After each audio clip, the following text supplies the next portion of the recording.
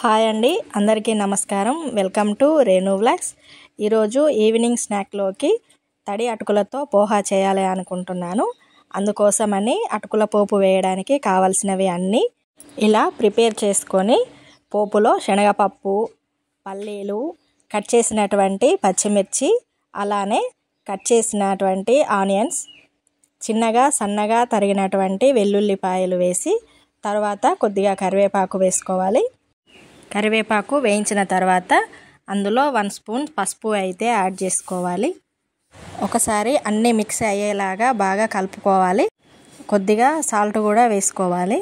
ఎందుకంటే పచ్చిమిర్చి పోపులో వేసాం కదా, అవి చేదుగా రాకుండా కొంచెం టేస్ట్ రావాలి అన్నప్పుడు ఇలా సాల్ట్ వేసుకోవాలి.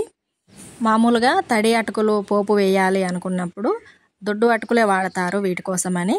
కానీ ఇప్పటికిప్పుడు కావాలంటే దొడ్డు అటుకులు అందుబాటులో లేనప్పుడు ఇంట్లో ఉన్నటువంటి పేపర్ అటుకులతోటే ఇలా తడి అటుకుల పోహా చేసుకోవచ్చు. వీటితో కూడా బాగానే వస్తుంది. వేగిపోయినటువంటి పోపులో పేపర్ అటుకులను వేసి ఆయిల్ బాగా పట్టేలాగా కలుపుకోవాలి ఫస్ట్. తర్వాత ఒక గ్లాస్ తీసుకొని అటుకులకు సరిపోయే అన్ని వాటర్ తీసుకోవాలి. అందులో ఒక 1 స్పూన్ సాల్ట్ వేసుకొని బాగా మిక్స్ అయ్యేలాగా వాటర్లో కలిపేసుకొని ఉప్పుతో కలిపినటువంటి ఈ వాటర్ని వేడైనటువంటి అటుకుల్లో కొద్దిగా వేస్తూ కలుపుకోవాలి. ఒకేసారి వేయకూడదు, అలా వేసామంటే అవన్నీ ముద్దలాగా అయిపోతాయి.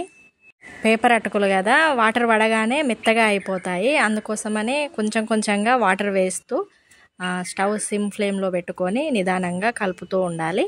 ఇక రెడీ అయిపోయిందండి తడి అటుకులతో చేసినటువంటి పోహా. ఇది వేడివేడిగా ఉన్నప్పుడే సర్వ్ చేసుకొని తినేయాలి. అలాంటప్పుడే చాలా టేస్టీగా అనిపిస్తుంది. ఇదేనండి ఈరోజు వీడియో. చాలా ఈజీగా అయిపోయేటువంటి తడి అటుకులతో చేసినటువంటి పోహా.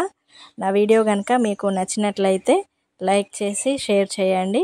అలాగే మొదటిసారి వీడియో చూస్తున్నట్లయితే సబ్స్క్రైబ్ చేయండి.